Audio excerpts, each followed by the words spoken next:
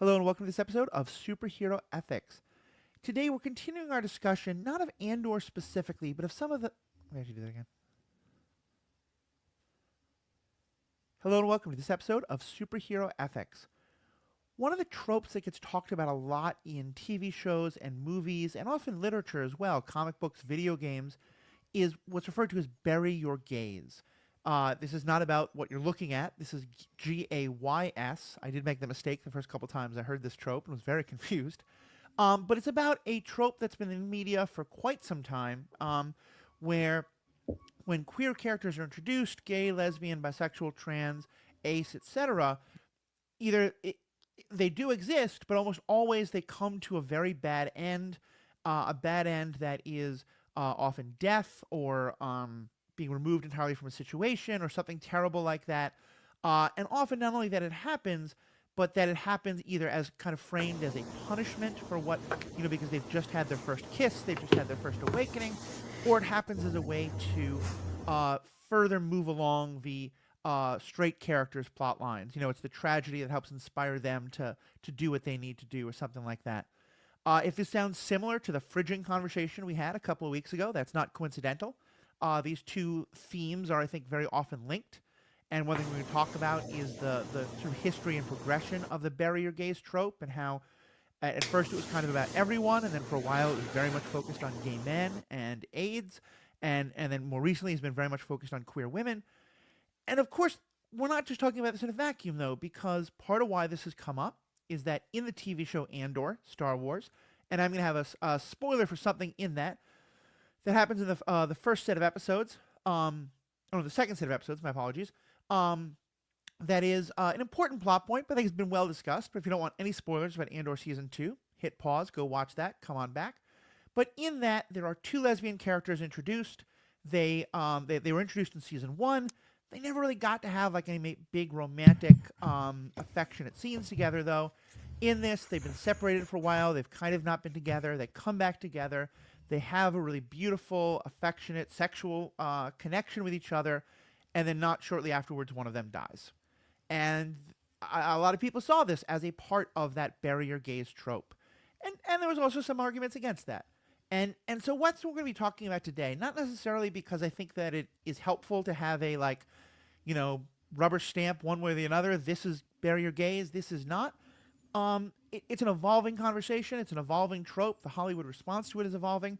But it's a good chance to kind of check in with this trope and why it's important and how it's important and how this fits into that larger conversation. For this conversation, we'll have myself, Matthew, my normal co-host, Greeky, and we're also joined by special guest, A.K. Ahab. She is a master's... She's on her way to getting a master's degree in philosophy, so she's perfect in the kind of bullshit that is utterly at the heart and soul of superhero ethics. But also she's been she was with us on the Moby Dick episode, a number of Star Wars episodes, here with us to talk about queer themes in media all the time. A.K.A. Ahab, say hello and introduce yourself for those who haven't heard. Hi. Nice to be back. Thank you for having me back. Yeah, I'm currently working on my master's in philosophy, and I'm a major nerd, so I love talking about Star Wars and other nerdy topics, as well as literary topics, because I did my undergrad spent a lot of time in English, media, and literature departments. So Awesome. We're very glad to have you here. So, give us some background. What exactly is the bury your gaze trope? yeah, I mean, the bury your gaze trope is essentially the idea that we introduce queer characters, and then often proximally to their first actual physical romantic encounter, one of the characters is suddenly and abruptly kind of killed off.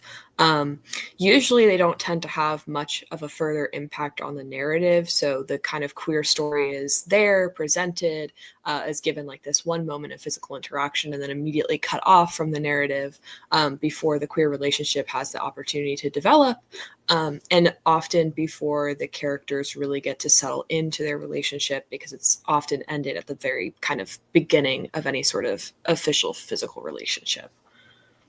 Yeah, I think that last part is also really significant, that it's not just about gay character death, although we'll talk about that in other times, that often it is specifically after the first kiss, after the first coming out, or even sometimes a bit proximate to that immediately before. Someone has a conversation with a friend and says, you know what, I am gay, I am queer, or I do have a crush on this person of my same gender, same sex. I'm going to go up and tell them I like them, or give them a kiss, or ask them to the high school dance, whatever it is. And then almost always tragedy happens. Yeah. And Ricky, what has been your knowledge of this trope? Kind of, how did you first get introduced to it, or what's kind of your understanding of it? Can we just pause real quick? Are you hearing that, Matthew? Yes, I'm definitely hearing that. Okay. I just want to maybe figure out what that is. Sure. Are you hearing that, AK? I'm not. No, so it might be from. Now it's Yeah. back, and Is now it's gone away. what kind of like microphone activation are you using? I have no idea. Okay. Well, I mean, is it just continuously on then? It might be. Because it sounds kind of like a like a click to activate. Matthew, do you know what I'm saying? Yeah. Can you go Like, into your settings on this, AK? Yeah, I Go to audio can. and Yep. tell me what is currently clicked or not clicked. Echo cancellation is clicked. Automatically adjust mic volume is clicked. Digital microphone, default headphones. All right, turn off echo cancellation and reduce mic background noise. Okay, they're off. All right, I'm not hearing it anymore, Ricky. Are yeah, you? that sounds better. That sounds better. Okay, Okay. Thank cool. you. Yep. No Yeah, problem. what we were hearing was just like a loud echo when your mic was on, or like when sound was coming through. Yep. Yeah, Gotcha. that sounds better. Cool. Okay, let's get back to it. You want me to just pick up with my answer? Yeah. Yeah, so I was kind of familiar with this trope, the name of the trope, but I hadn't really paid much attention to it until you mentioned it. It was like it clicked to me, like, yeah, like I understand like what why you're pointing this out. So I Mm-hmm. had to do some research on it, and it sounds like the big thing was this show called The 100 on the CW was like the kickoff point for it, and Yep. I found that very interesting. And so I read up on it, and then I've also read up on like the history of, the Hays Code, the television code, all of these older things that defined what could be shown in media. And there's a lot of that mixed in. So I Right. didn't know too much going in. I was just kind of familiar with the phrase and the idea. And now I'm really excited to get into this discussion. Yeah.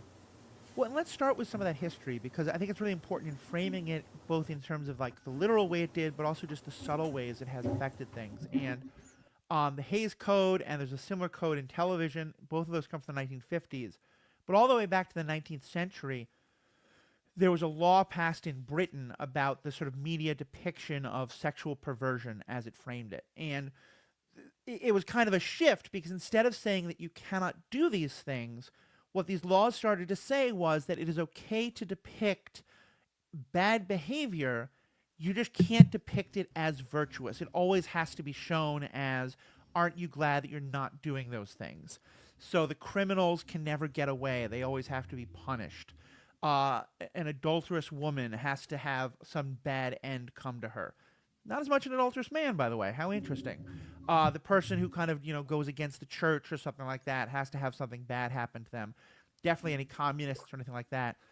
And then especially with gay and queer characters, this has to happen. And so you had a number of movies in the 40s and 50s and 60s where you would have a gay character, but they would be introduced as there's a famous movie in particular with Audrey Hepburn and Shirley MacLaine, whose name I can't recall at the moment, but in which like one of the characters is a lesbian, the other like she tries to seduce the other one.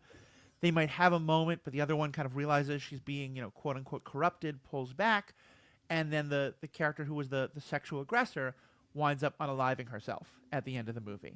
And that's kind of used often as a classic example of this trend of you can have those characters, but they always have to come to a bad end. And I think that's often where the link between they have to die directly related to that first sexual experience of some kind.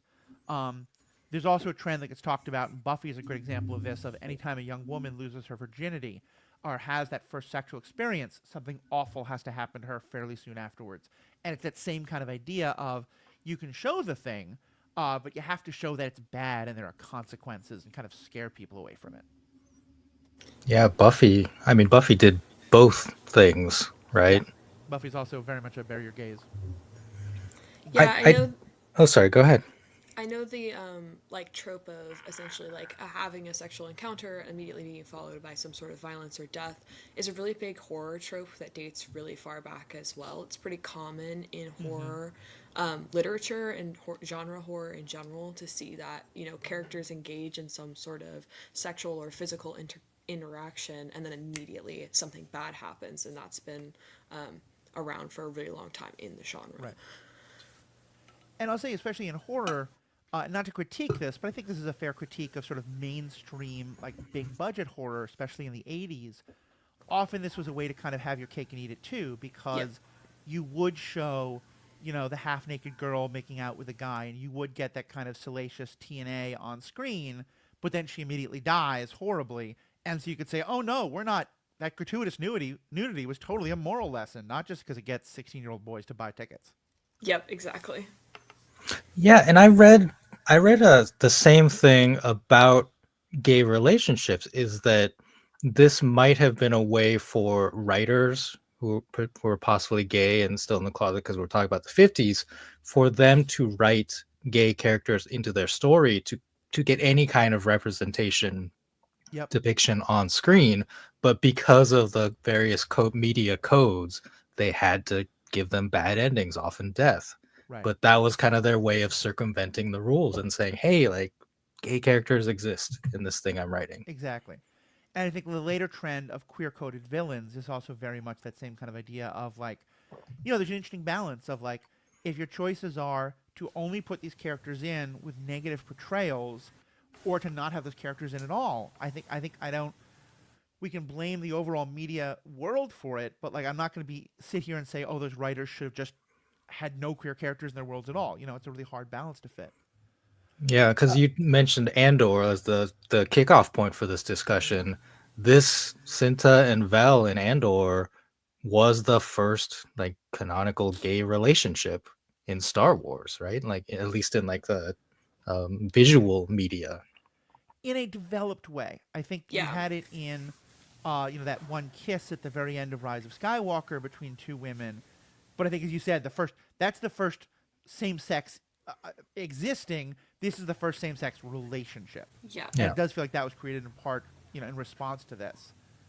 But just getting back to more of the history for a second, I just want to trace it a little forward because there's another sort of period to discuss here.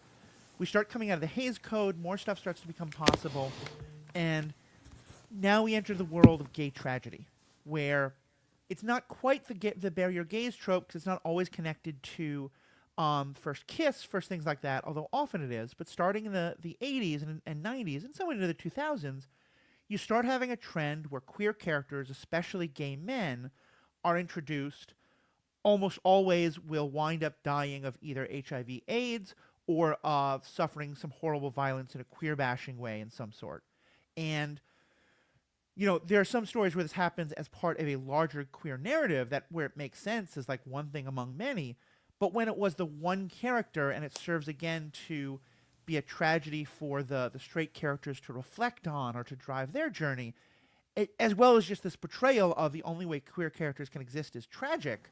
AK, talk more about kind of that trend in the 80s and 90s and sort of what where it's problematic and how so. Yeah, I mean, I'm a little less familiar with this period, but in general, I'm aware of kind of One second. the. Can you move closer to your mic? When you move far away from your mic, your volume Yeah. changes a lot. Can you hear me now better? Yep. Okay. Yeah, I'm a little less familiar with the period specifically of the media in the 80s, the queer media in the 80s, I guess. But the what I am aware of so far is the general attitude towards AIDS and towards HIV was like generally atrocious, and it was weaponized really aggressively against the queer community, and became kind of synonymous with the queer community, especially queer men. So there was little depiction that didn't involve some conversation, some discussion, some moral narrative about AIDS, HIV, because there was just generally like this really big health scare that got linked to queerness, and the way that disability and queerness and health have always kind of been entangled and weaponized against one another. Right. Yeah, I think that's a really good point. And just to give kind of a personal illustration, when I came out as bisexual to members of my family, one of them, the first response they had was, "Well, I'm really worried you're going to get AIDS, and or something terrible is going to happen to you." And at the time, I really was upset about it. And I still think it's not a great response, but I recognize that it was said with love, and it was said because this person was experiencing media where the only thing that happened to masculine people who were queer was they were victims of gay bashing or they got HIV and died of AIDS. Yeah, and I also think there was a big highlight, especially not even just in fiction media, but in nonfiction media as well, of people who contracted HIV or AIDS, and then their deaths were kind of highlighted or publicized in ways that otherwise wouldn't have been, which also highlighted it and amplified that effect. Right, for sure. And I think this can lead to a critique that we'll talk about, especially as we get to Andor. But even just start here of, does this mean you can't, gay characters should never die on screen, or that we should ignore AIDS because it was obviously an incredibly significant part of queer history and gay movement in the 80s and 90s, and continues to today. Have either of you seen the movie or the play Rent? No. Okay. Odd that I'm the Rent expert here, but I'll say that's actually, I think, a great, for people who have seen it. I'll just fill you guys in a little bit. Forgive spoilers for something 30 years old. That's a story entirely about, not entirely, but primarily about queer characters, where queer characters are a very large part of the world, and some of them have HIV, and one of them does die of AIDS. And I think, though, that that's often held up as a counterexample of, this is not the problem, because often the issue with the bury your gays thing or the queer tragedy thing is it's the only character or one of the only two characters in a larger, mostly straight example, whereas this is, the character Angel does have a wonderful, happy life before she passes away, and other characters get to have wonderful, happy lives. And so, to me, that always kind of highlights the idea that part of the problem is not just one gay character out of many dies, it's that one of, or the one in the only queer relationship is the one who's suffering the tragedy. Yeah, this came up when we were discussing the Flanagan show, um, The Haunting of Bly Manor, right? Right. Where there was a primary gay relationship and one of them dies. And we were like kind of going back and forth because they did have a pretty good, happy life, up until the death. And it's like, yeah, like I thought it was a good nuanced story. I can understand why a lot of people would be like, well, again, a gay character has died, a lesbian has died. So that's where I'm coming from is like, yeah, I understand the trope Right. and I understand why it can be upsetting. But I also feel like, I come from, I watch a lot of horror movies too. Right. And in those, like, I just kind of expect everyone to die in most cases. It's like, okay, if you're gay, that's good. And in fairness to horror, there have started to be more gay, like, final girls or like final guys. Mm. So they are like circumventing the trope. And it's just like the more gay characters you have in a horror movie, the more likely one of them will survive. So that's like the thing, right? Like if you only have one gay character in a horror movie, they're probably going to die because most of them Right. are. So just have more, I think, is Yeah. like my thing when it comes to horror. Yeah. And to be clear, when I was talking about horror there, I'm talking about the Nightmare on Elm Street, the Friday Oh, the yeah. 13th, which I love, to be clear, but like that is worlds different than some of the independent horror that's coming out, or other stuff where horror is really being used to push the boundaries of filmmaking and to talk about things you can't talk about in other genres. Maybe it's almost more the slasher film form of horror that Yeah. I'm talking about, where there's almost always a topless girl who the camera is very focused on until she dies brutally, kind of Yeah. things. Yeah. I actually had one I watched recently. Hang on just a quick sec. What was this movie called? It stars Justin Long, but it's not Jeepers Creepers. It was shoot. Why is this not in? Okay, it's called It's a Wonderful Knife. And it's Mm. a Christmas horror movie where the Nice. main character is a woman and she starts out she's like, I think she's a high school student. she starts out in a heterosexual relationship, and then through the course of the movie, she finds out that her boyfriend has been cheating on her, so she dumps him. And then by the end of the movie, she is in a queer relationship. So it was a very interesting kind of development of this character in a horror movie, no less. So I really liked it. It was really cheesy. It's just a cheesy slasher movie, but Yeah. I found it very interesting. Like I was saying, because horror movies often are kind of Mm. at the edge of development in certain things within movies, because I think they can get away with it. Yeah. I think it was a good one. Well, and I think one thing that we're seeing is, and I think this is somewhat similar to fridging, is that in recent years there's been a real focus on this trend and real drawing attention to it and a real calling out of it, which A means that a lot of us are a lot more aware of it and are noticing it more, but also means that it's starting to happen a lot less because a lot of people are starting to say, "Hey, we should maybe stop this," and there's been some movement. So let's go back to Ricky. You brought up the 100. AK, were you a fan of that show? Can you tell us Yeah. about what happens in the Okay. 100? Please tell us. Yeah. Because I read So about this. I was like, I don't even remember the show. yeah, so I have actually kind of mixed feelings about about the articulation of Can you start the that one. again? Yeah, so I have kind of mixed feelings about the articulation that the 100 even falls into the bury your gay trope, but it certainly I understand how people took it that way. So what happens essentially is you have a main character who has been in a straight relationship, or a straight appearing relationship in a relationship with a man, and she falls in love with another woman. Her and this other woman, their names are Clark and Lexa. They have their first sexual encounter, and literally within almost the same scene, Lexa is killed, and dies and ceases to exist from the show for a pretty long duration of time. And people were really upset because it was the first depiction of a queer relationship in the show that had been around for a while. We'd seen a number of straight relationships, we'd seen a number of straight romances, but this was really the first queer interest at all between any characters. And it was kind of a slow burn. Like, these characters had known each other for a while. They'd gone through a bit of like a enemies to lovers move, and they finally get together, and then Lexa dies. And people were really upset, and I was upset too, because like it was just I think it was just upsetting, even if, you know, if you take anything having to do with bury your gays out of it, it was just shocking.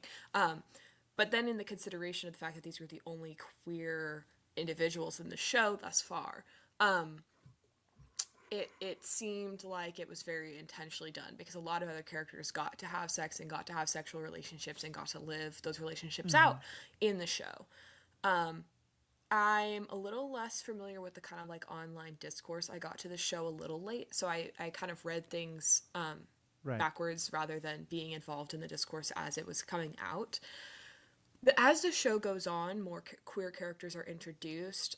Clark gets other queer interests and queer relationships, and Lexa kind of comes back as a almost like ghost form character in one of the seasons, where there's this weird thing happening with some like AI technology, and actually has a pretty strong impact on Clark's story. And very much, I think, like haunts the narrative. Like, she isn't Right. completely forgotten. Clark talks about her through the rest of the show, all the way into the end of the show. But obviously, at the time that Lexa died, nobody knew that that was going to happen, and those things didn't happen until I think at least another season or two onward. And so, you know, there is, I think, some redeeming qualities of the show where it's like, okay, maybe in hindsight this wasn't as much of a barrier gaze as we might Mm. have thought, but in the moment, it was very concerning, Right. because there were all these other relationships happening, and while people were dying, they died at least far enough out from the relationship being developed that we felt like we were getting some sort of satisfying emotional investment in Right. the relationship. And from your understanding, was that kind of always the plan? Like we said, what happened with Clark's character and with Lexa coming back, or do you think that was somewhat in response to? I think it's a little hard to tell. The kind of plot line that develops there is that or Lexa is the commander of the Grounders, and she's got this AI chip implanted into her brain that carries her consciousness on to the next commanders. And so there was Right. always, I think, the idea that Lex's spirit or Lex's consciousness was going to kind of haunt Clark through the rest of this narrative. And it seems like the AI arc that comes afterwards is pretty intentionally designed to give Clark and Lexa like this kind of reconciliation moment, but it's very brief. Right. It's not particularly drawn out. Um so I do think it was probably at least like in the cards for Lexa to have some further interaction in Clark's story and some further, direct involvement in that story. Mm-hmm. And Clark pretty immediately has other queer relationships that are not as emotionally invested, but certainly like we get other sex scenes with Clark and women. Right. But yeah, I don't know Yeah. if those were planned. Right. Well, I do think those things are important because again, that sort of illustrates that it's not that the relationship just existed for their death, because often it's that the other character therefore kind of falls off the radar screen. Right. Um, One thing I'll say, and I didn't watch any of these shows. Um, Start that again. And one thing I think it's important to stress in terms of how this became kind of the symbol of this, because it is funny that sometimes the thing that becomes the symbol often isn't actually the best example, but Yeah. it happened during a period between February 22nd and March 20th of 2016, in which four major queer characters, or four major characters who had had queer awakenings, all died on four different shows within a month of each other. And so Yeah. I think in some ways that was also probably just as big a fact of like Lex's I think was I think the second one of those, but the fact that it happened on these four different shows, and so all this media conversation was happening at the same time. And also, by the way, that was like this happened in the season finale of the 100 season 3 Yeah. finale, Yep. and a lot of them happened. And the season finale is when you want to have that shock value and when you want to Right. like hit audiences with things that then they're going to talk about all summer. That it became kind of the perfect storm of, hey, there is this trope. This is making us really aware of it. Let's focus on this, and Lexa becoming kind of the banner for that. Yeah, Mhm. absolutely. And you said this is 2015 or 2016? 2016. 16. 2016. Okay. But that's like in this period of time in history where online discourse, like especially on Twitter, was Mm-hmm. at a peak, right? Yep. And I like reading about it. That is what struck me, is that people were like tweeting the hashtag bury your gays. The creator of the show was responding to the Yep. criticism online, which I think happens less now because a lot of creators are like, I don't even want to get involved in this, just like Mm-hmm. leave it. So it was this weird time period where there was this interconnectivity between fandom and creators, like a lot more, I think, than now, because they were willing to engage because Right. uh, fandom was maybe less toxic. I don't know. It was starting to peak, and I'm not saying like this fandom was being toxic, but like this kind of discourse would lead to situations where the worst actors would make it toxic, right? Like I'm not Yeah. trying to blame the entire fandom here, Yeah. but when you have this interconnectivity and this momentum, that's when the worst comes out. And I think it's also important to remember the larger historical context of 2016 was obviously the presidential election that year that Yeah, got yeah. very ugly, and during which, we had a period through a lot of like the early 2000s when outright displays of homophobia were pretty much understood to not be socially acceptable. And 2016 is a time when there's always been some pushback to that, but that becomes kind of to a head.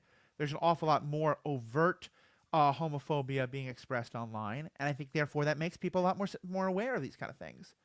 Because you're right, like I would go to a movie in the 90s where yet another gay male character either died of AIDS or was queer bashed, and I'd talk to my friends about it. We talk about how annoyed we were about it. Maybe one of us would post in our like email to 20 people about it. But we didn't have the kind of internet that we do now, and so there wasn't just those chances for like, we didn't call it bury your gays because we weren't talking to people all over the world about the same trend. And so let's talk about what happened then, because this is an example, interesting, I think, even more so than fridging necessarily, where there was a pretty direct response after this call out in 2016. Is that something you can tell us more about, or I can give more? I'm a little less familiar about the direct response in 2016 because I wasn't on the internet as much. No problem, no problem. So there was a real kind of awareness drawn to that, and I think the result of the presidential election, and then a lot of people kind of being like, "Oh my God, we have this real problem."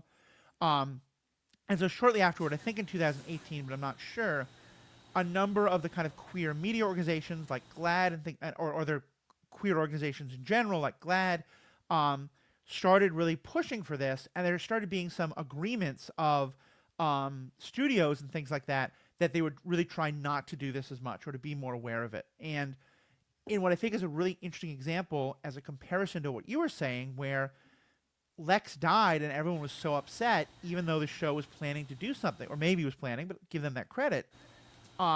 Without spoiling it, one of the Star Trek shows that came out in the late 2000 teens had a gay character die rather tragically. And I remember a lot of people were like really upset about this, myself included. And the day after, a press release went out by the studio and this organization that had been formed about like stopping bury your gays or something. I forget the exact name of it, but basically they both like jointly signed on of like these queer activists saying, look, we know what Star Trek is doing. They're going in a direction with a storyline that we are okay with, that we think is interesting and important. This isn't bury your gays. Don't worry. And like on the one hand, it was a huge spoiler because as what wound up happening was the next season, through cool sci-fi moves, the character fully came back to life, or turned out it was like had never fully died. Sci-fi mumbo jumbo, etc. But that was really sort of an interesting moment of like, as opposed to this, where like there was just no sort of acknowledgement of, hey, this is gonna be really hard for audiences. Instead, there was this moment of, okay, hey, we know it's gonna look like this thing. Don't worry. And similarly, they had also done that with an Asian woman character who died and also came back later. And there was a similar sort of like, look, we know it looks like we just killed off our biggest woman of color character. Trust us. She's not going to stay dead. And Oh, they argue about. you're talking about my Empress. I'm trying not to spoil things, but yes, I suppose with that one it became pretty obvious because unfortunately there haven't been many Asian women characters in enough Asian women characters in Star Trek. But yes, and like we can debate whether that's a good strategy or not, or things like that, or is it this But I do think it's interesting. At least now there's a real attention given to this as, hey, warn people, let people know this is a thing. Maybe to help them, maybe just to cover your ass. Who knows? Yeah, I do think there's like some interesting elements of, you want to let a show play itself out before making all your judgments, but at the same time, in the capitalist world we live in, you never know if a show's going to get to finish itself. And you're also watching media for the sake of enjoyment and like relaxing, or at least like interest. And you don't want to keep watching something if you think that they're going to be killing off all their queer people or all their people of color. So yeah. I think that that's probably a reasonable line, especially in the political moment they were in, to just be like, hey, we know this is what it looks like. It's not what's happening. Trust us, hear us out for a minute. Right. And in media right now, your views is your power. Like you watching is like your vote, so to speak. Right. So if you stop watching a show because it becomes less interesting because a character you like has died, like that's your choice, and I think you should make it. And that's you letting the creators know, like, hey, like, look how many people stopped watching after episode 9, right? Like, so. Right. Yeah, and I know a lot of people who did stop watching and then later came back because they were explained what happened. I think that's legit too. I also think it's interesting as another kind of example of how people are responding to this. You get shows like Schitt's Creek. Schitt's Creek is a comedy that kind of changes a lot. Like a lot of shows, I find I'm not a big fan of the first season, but it gets a lot better in later seasons. But the creators, it's a father-son duo who are the creators. They play a father-son. Wait, no, is that true? No, that's not true. Let me take that again. The creators, one of whom is outwardly gay, and the creators, one of whom is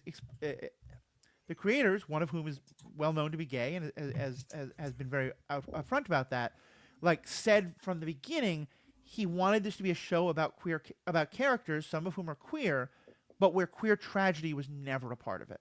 And it wound up being, it was kind of like a safety blanket of, look, we're going to let you enjoy these queer characters knowing bad things are going to happen to them, but it's never going to be about that. And the relationship between Jonathan and David is considered like one of the best of any relationships portrayed on screen, but especially of a queer relationship. And they do have one real fight between their families, and there's this sort of buildup of one of their families is really not happy with the fact that these two are together. And I remember sort of being like, wait, are they going to break their promise? Is the family going to be upset they're gay? As it turns out, the idea is that one of them is from a very, very rich family and the other one is from a very poor family. And those parents are concerned, like, are we going to be judged? Are we going to be seen as backwoods hicks because we don't know what fork to use at the fancy dinner and stuff like that?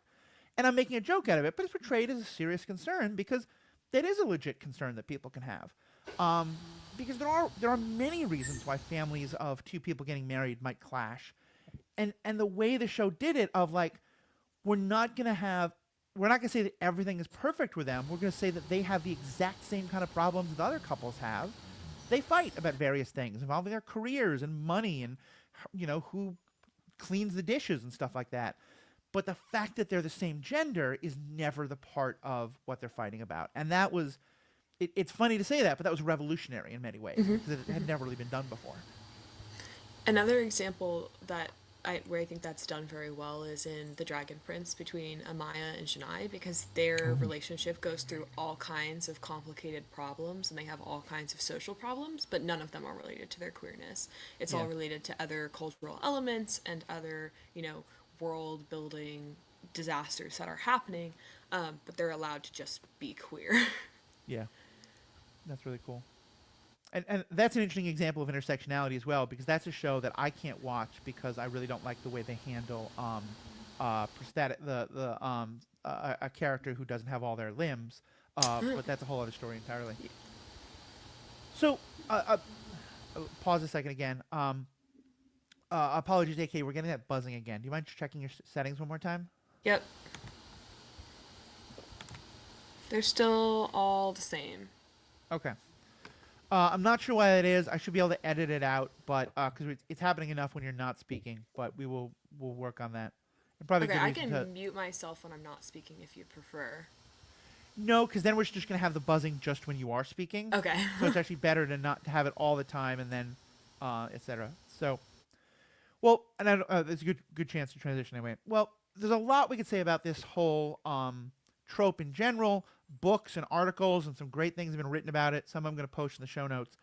But let's talk about how this happens in Andor and how we see what happens in Andor in this larger discussion.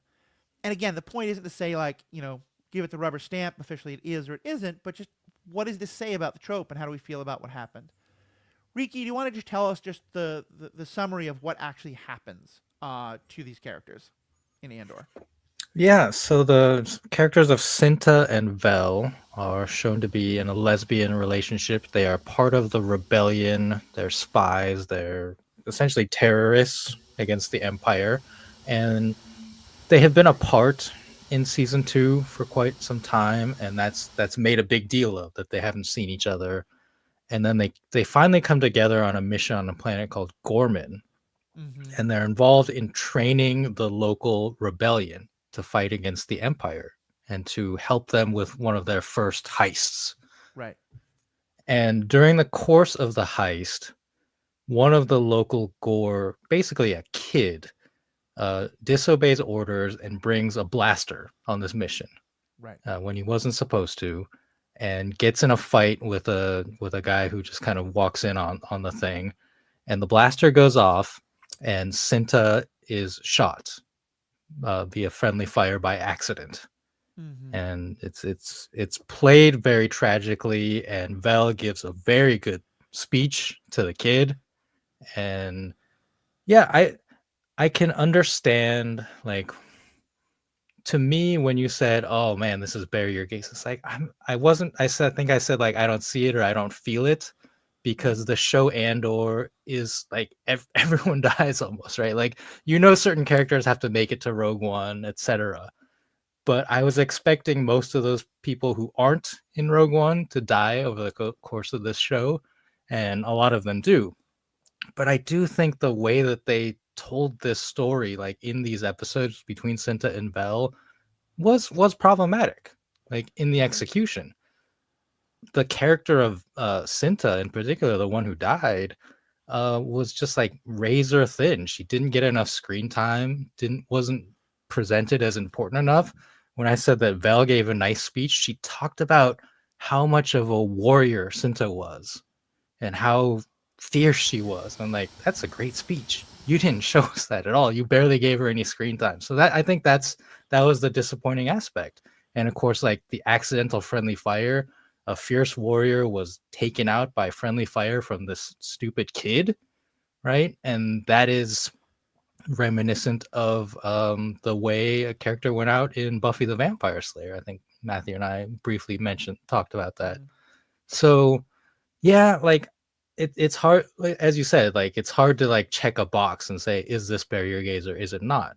I think Right. there are aspects where like lots of characters die, but the execution of this was one of the clumsier and least, unfortunately, like least impactful deaths, at Right. least to me. Like I did not feel as bad for this one as much, and almost kind of like felt it was telegraphed by the way that they showed the relationship. Like they came back together and like, oh, we can finally be together again. I'm like, not looking good.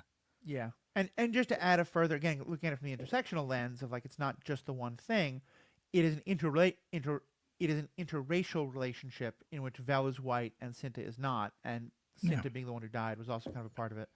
Um, AK, what about you? What was your take on that scene? Yeah, I did feel quite a strong emotional impact from this scene. I think that the what was very interesting to me in Vel and Cinta's relationship building out of season one was that Cinta is very clearly all about the rebellion. And Mm-hmm. the relationship with Vel takes a back seat to the rebellion, and that is a point of tension between them. And I think that the way they come back together and you know Cinta has clearly been through some things and kind of says, maybe the rebellion is going to take the second seat now, or maybe I need to reevaluate my values, was really beautiful. And I was really devastated when then she Yeah. immediately dies. Um, for me, I don't know that I would have thought it as a barrier gaze if there were more gays in Star Wars. Because I think Yeah. within the context of the show, almost every couple is broken apart, and not just romantic couples, but every pairing that we have is split up, broken, one dies, etc., etc. The problem is this is like the first queer relationship we've ever had on screen for Star Wars as a whole. And I do think it becomes difficult with franchise work because you don't want to restrict creators of an individual show and say, oh, if you're going to do this thing, you have to do it this way because the rest of the franchise has essentially failed to represent. But I do think it's something worth considering because I think if this was one of many queer stories within Star Wars, it would make sense in the context of the tone of Andor, in the context of it is fairly realistic that like someone not following orders results in the tragic death of someone that doesn't make sense. Like a lot of the violence, a lot of the death in Andor is senseless, and I think that that's part of really the heart of the show. Like Right. this is a mess. And it's a mess because of the nature of the empire and what rebellion means. But I think that again, considering these are the only queer characters that we have in the whole franchise, kind of makes that feel much worse in a context where it otherwise might not. Even if they were the only queer characters in the show, if the franchise writ large had more queer people represented outwardly on screen, I think I would feel much better about it. Yeah, I think I'm really kind of where you are, and I think this is definitely a case where, and you can say this is fair or unfair to Tony Gilroy, the larger trope had a big effect on me for this because, as you said, a not only has there not been many queer characters in Star Wars, um, up to this point, there was that kind like there was that like kiss at the end of Rise of Skywalker, which felt almost like if anyone's seen some of the videos making fun of the Target Pride collection this year, this is gonna sound a weird connection, but like they're having a Pride collection, but like the word Pride never appears. It's authenticity, which is hilarious because the whole thing is incredibly. It's basically like the most dialed down, watered down. A conservative walking through the store won't be offended, but we can still say we have a Pride Month thing going on, and that's kind of how that kiss at the end of Rise of Skywalker felt. And And just to be clear, because I think when you said kiss at the end of Rise of Skywalker, I immediately went to the Ray Ben Solo kiss. oh Well, no, what yeah, you're talking about is in the celebration after they win, they are right, there's briefly shown that two women in the background of the celebration are yeah. kissing. Mm-hmm. One of And I think whom it's been said that that has actually been erased from the movie in other media markets because Yeah. it's just so brief. Yeah, Yep. and I think like one of them has a brief role in the coup attempt in Last Jedi. The other is like barely known. I don't have any idea the names of either of the two characters. I could recognize one of them. Um, and there has been an awful lot of queerness introduced in other parts of Star Wars. To be clear, Hmm. it's never officially on screen, but Zeb and Callus has certainly been kind of made canonical in a lot of things.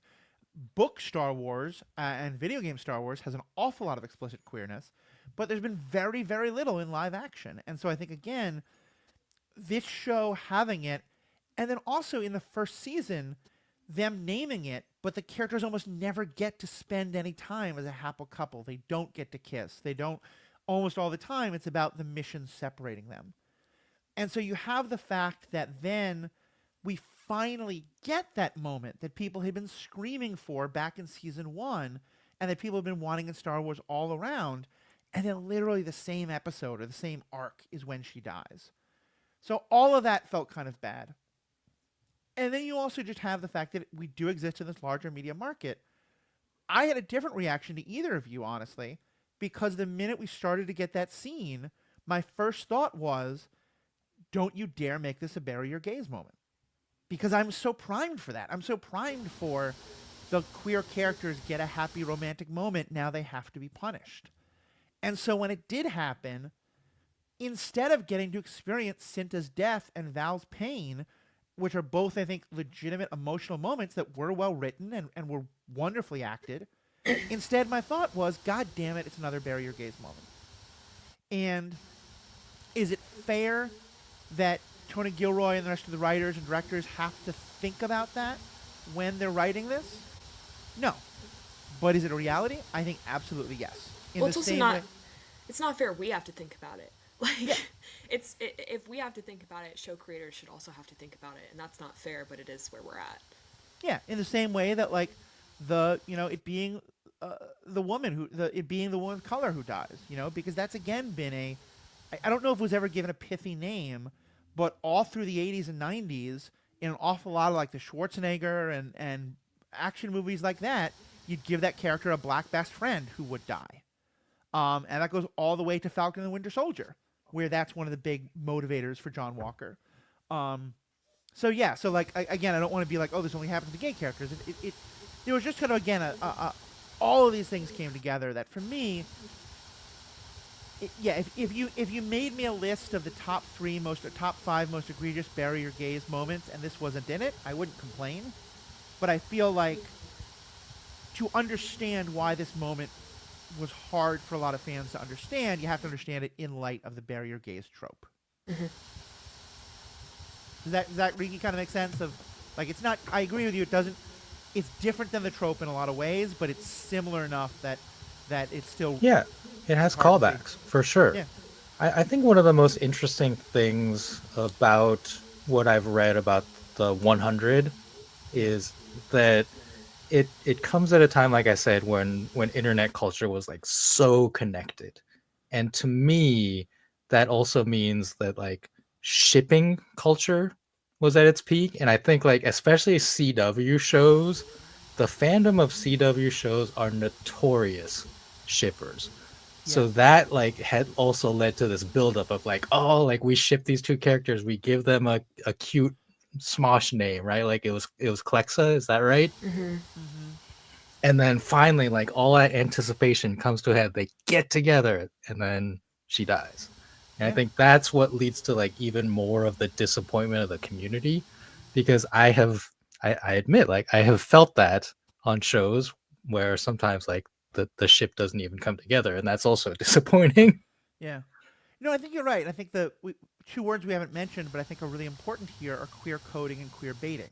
Yeah, yeah. And we've discussed this on earlier issues, but queer baiting is where you're kind of intentionally giving the audience enough to think that a queer thing might be happening, but never really crossing that line. And so I think for some, there's a moment of when they fear it's queer baiting, you're like, oh my God, it's not queer baiting. It's real. It's real that, oh, one of them just died.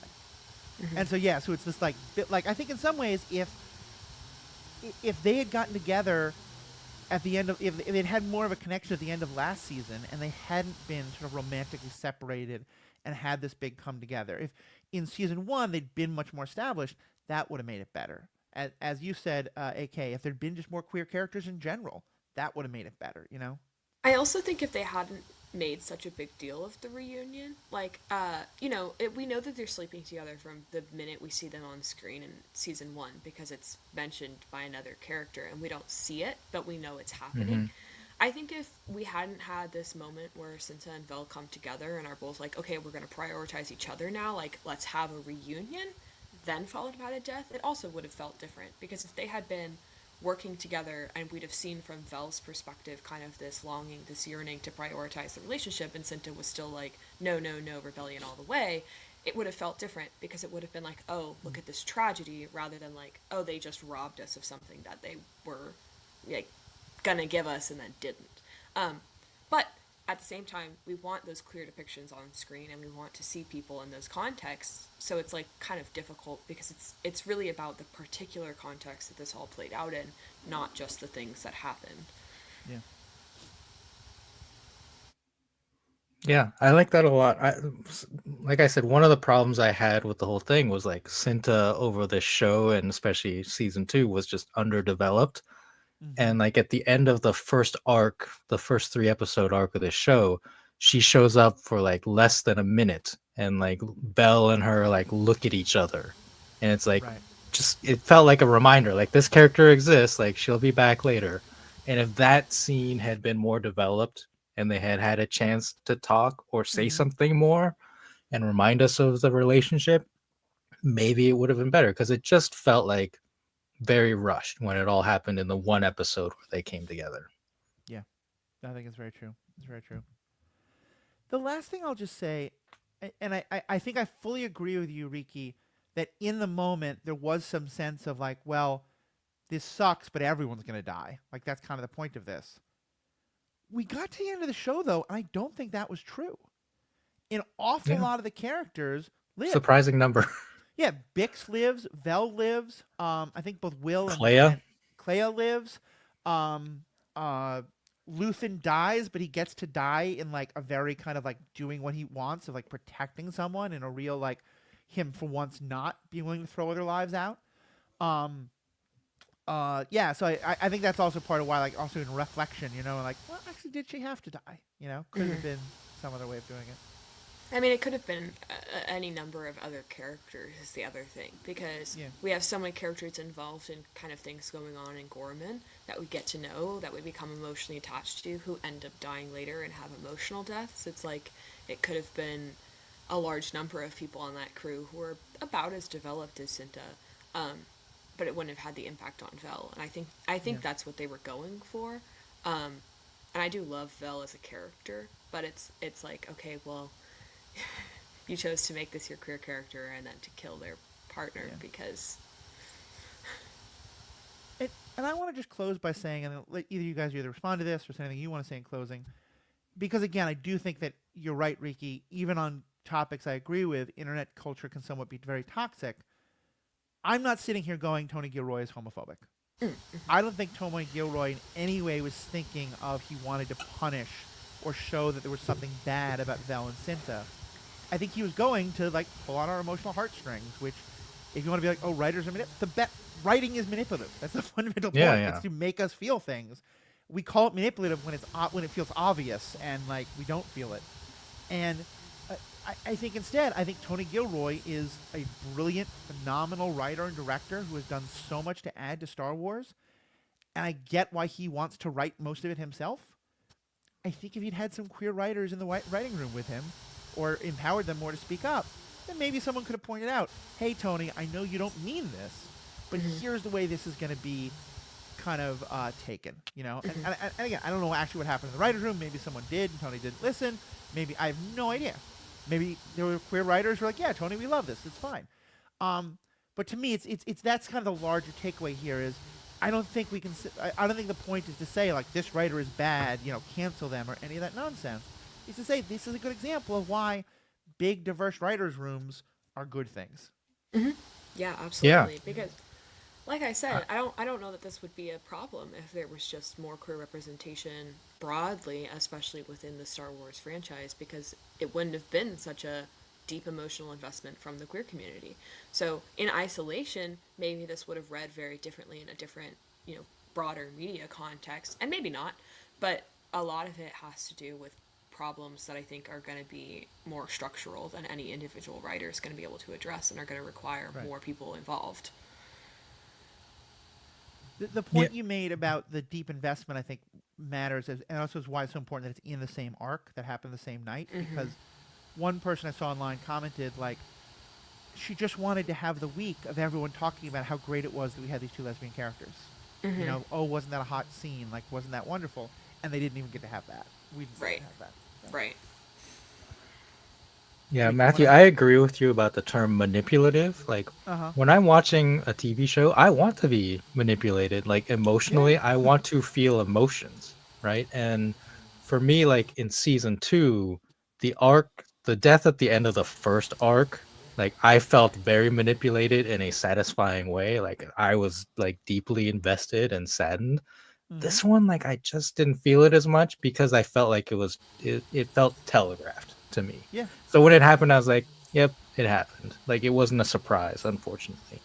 And that's also a larger thing that isn't just about queer relationships. If two straight characters or two characters in a hetero presenting relationship all of a sudden declare their love for each other the night before one of them goes into battle, I'm like, Yeah. ooh, I want to take out a life insurance policy on one of you because one of you is not coming back. Like that's a red, put a red shirt on that character. Like that happens Mm-hmm. as well. So, all right, well, thank you all so much. There's been a fantastic discussion.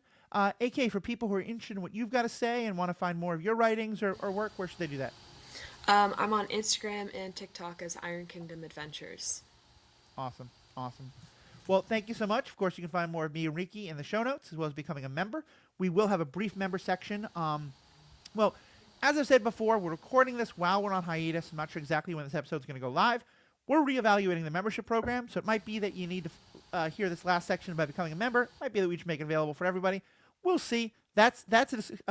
Future Matthew will decide that, but present day Matthew is recording it. So if that's the case, thank you all so much. Please become a member, $5 a month, $55 a year. And on behalf of everyone else, thank you so much. Live long and prosper.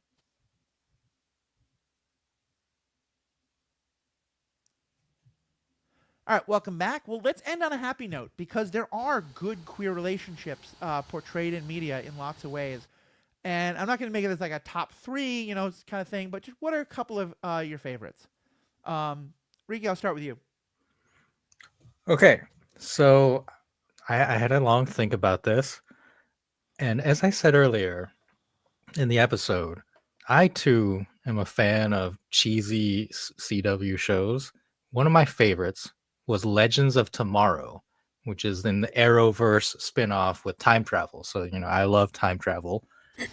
And that show to me had one of the best queer relationships between the main character, Sarah Lance, Mm-hmm. and a secondary character who was introduced maybe like halfway through the show, Ava, and they end up in a pretty stable relationship. Obviously, on these shows, you'll always have like episodes or arcs where maybe there's some trouble or they're fighting or they're separated, but ultimately they get married Mm-hmm. and have for as much as you can have on a superhero show, a happy relationship. So that was my first one.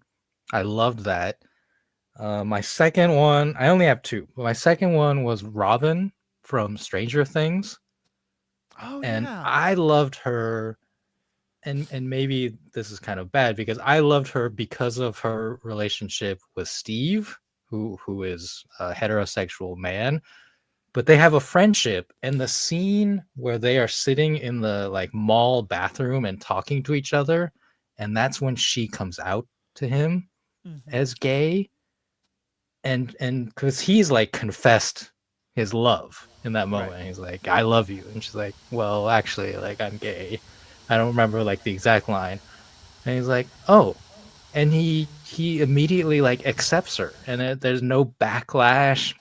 He's like, well, you have terrible taste in women. Like, I think they make a joke, right? Uh huh. Because it turns out like they both like the same girl or something like that, and I love that scene, and especially given that the show takes place in the 80s, like you would expect like backlash or queer bashing, and it didn't happen. He accepts her, like, so I really love that. And then like their friendship develops, and I don't think she ends up yet in a relationship. But again, there are shippers on that show, so we'll see what happens in the final season. So Mm-hmm. those were my two. Yeah. I'll give one of mine, and then AK, give one of yours, or however you want to do it. Um, I already talked about the awesome relationship in Schitt's Creek, which I think is just so well Yeah. done. And there's a number of other characters who, there's a wonderful scene where one of those characters in what becomes a male male relationship, for a while is sleeping with a woman, and has just the most beautiful explanation of being bisexual or pansexual. I forget which one he identifies as. And it's a thing you probably have seen on the internet somewhere of like sometimes I like red wine, sometimes I like white wine, etc. And it's beautifully handled, and again, there's no shame. It's just a hey, here's a thing. But the one I'll mention is one I have mentioned before on this podcast. Frank and Bill in The Last of Us, particularly the TV adaptation. It's season 3. It's episode 3 of the first season. And part of the further context of it is this is definitely a world where every single person dies, and the two of them do die at the end, although in a beautiful way, not from anything having to do with the tragedies of the world they're in. Just one of them gets sick, and the other decides they don't want to live without the other one in just a wonderfully romantic, dark but romantic way. And it is just such a beautiful depiction of anyone can find love in the midst of tragedy, as well as this idea of like when the world is ending, why in the world would you let your own inhibitions and shame and sort of self censorship of who you really are hold you back? So yeah, I think that is just one of my absolute favorites. Not exactly stretching there because it's often quoted, but AK, what about you? What's one of yours? Yeah, I mean, I already mentioned Amaya and Janai from The Dragon Prince. I think they've got like a really drawn out arc. Like they do a classic enemies to lovers and then forbidden love, and then they do end up getting married, and they get married amid a bunch of political strife that has to do with things unrelated to their queerness. I also just like that they are an interracial and interabled couple, and there are things about that that I think are also really beautiful. And generally, they're just pretty happy in their relationship. Like the world is falling apart around them, but their relationship is where they're safe and comfortable and happy. And they face challenges together that in a way that I think is just really beautiful. I'm also a big fan of Karina and Bishop from Station 19. Hmm. That general universe sometimes has some problematic, depictions of various things, but I felt like Station 19 did a pretty good job with Karina and Bishop. Again, because there are like a lot of problems and a lot of complications in their relationship, but queerness isn't one of them. They're both very openly and proudly and happily queer, and they get together pretty easily and then stay together for quite a long time and face a lot of different kinds of challenges together. And they're one of the strongest, if not the strongest, pair in the entire show, which I think also stands out because there are a bunch of straight relationships that have like a lot worse things going on Uh huh. than the two of them. And the problems that they have, I think they face with a lot more maturity than some of the straight couples, which is a nice change of pace because I think sometimes queer relationships are trivialized or Yeah. overly sexualized. But it was nice to see kind of the inverse happen where the straight relationships are the ones that are super messy and the queer relationship is like stable and healthy for the most part. Nice. For my last one, I'm going to flip the switch on the stable messy thing, and talk about Harley Quinn. And I'm going to talk Mm. about her in two different mediums, one animated, one live action. Where in both she's an incredibly messy romantic character. That's who Harley Quinn is. But they manage to portray it in a way where the gender of the person isn't really relevant to it. Mm-hmm. And the first example I'll use is in the live action movie Birds of Prey, where the whole point is about her emancipating herself, was literally in the title, from this string of bad relationships she's been in. The Joker being the most obvious, but also of others. And again, so the point isn't to have her in romantic relationships by the end of the movie. All they do is in a very small scene at the beginning of the movie. There's kind of an animated scene where she remembers all the people who've broken her heart, and one of them's a woman. And it's not commented on. It's not like, oh my god, you were the. It's just like, yeah, I've been with a number of people who broke my heart. Here was a guy, here was a woman, here was Joker. Um, and I love that because it's not, it's kind of the flip side of we want queer relationships that are front and center. Here is a character who the whole point of the movie is about them moving away from defining themselves from romantic relationships. But oh, by the way, she's queer. And we're going to make that very canonically clear without it being a thing. And then the other portrayal of her, and this is somewhat about her, but even more about her, the person who becomes her partner, Poison Ivy, the animated show on HBO Max, Harley Quinn. Enrique, I know you and I have talked about this a little bit. She winds up with Poison Ivy, which is canonical to the comics as well. But for a while, Poison Ivy is in a relationship with a man named Kite Man. And Yes. he's portrayed a little bit for laughs, for sure. But a lot of times it's easy to do no, she's not really queer. Compulsory heterosexuality is a very real thing. And a lot of times people are in straight relationships that they don't really want to be in because they haven't accepted their own truth and all that kind of thing. That's very real. But also bisexual people exist. And sometimes bisexual people are awesome and wonderful. And sometimes people are with one person and fall in love with someone else. And they may have different genders, but the gender isn't the reason for it. And that's exactly Poison Ivy's story. She cheats on Kite Man. And the show doesn't lift her up as wonderful. It's not like, oh God, yay, shit on the heterosexual relationship you were in, yay for the, or not, she's always bi. Exactly, yeah, she's always bi. She's in a relationship with a man. It's not a great relationship for her. She's too cowardly to get out of it honorably. And she's kind of shitty to him. And the show is sympathetic to him while also saying, but she is in love with Harley, and people sometimes do not great things while finding the love of their life. And it's a show that's incredibly tongue-in-cheek. People die all the time. It's very much a celebration of villains who kill people by the hundreds and thousands. But even in that, the portrayal of her and Kite Man, and then her leaving Kite Man to be with Poison Ivy, and then of Kite Man getting another partner who's really nice to him, and her even being a little jealous of that. It was, to me, that was such wonderful bisexual representation, or pansexual representation especially, because it was, yes, one of her partners is one gender, yes, another partner is another, but we're not denying the importance or the sort of realness of either of those relationships. And then it's messy, and we're going to acknowledge the messiness without saying, oh, because of the queerness, it makes it okay. Mm-hmm. Yeah. In Legends of Tomorrow, I believe Sarah Lance did start off in a heterosexual relationship, and then came out as bisexual and was with Ava. Right. Well, so. And she's first introduced in the Arrowverse on the show Arrow that she's being with Oliver Queen for a while. Oh, yes. That's right. That was her origin. Gosh. Yeah. So complicated. Then she dies, and then she doesn't die, and then, yeah.